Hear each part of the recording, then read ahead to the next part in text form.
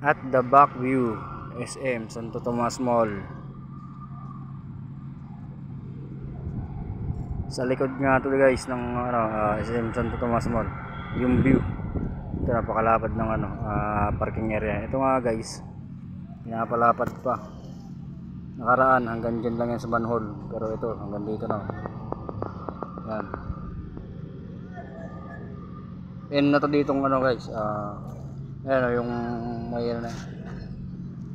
mader pinatulong. Ayan nga pala yung Mount Makiling, medyo madilim na.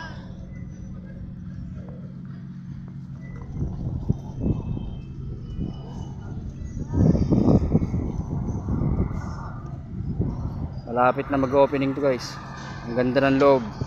Sa sunod na video natin lalapag na natin yung mga tenant na ready to open.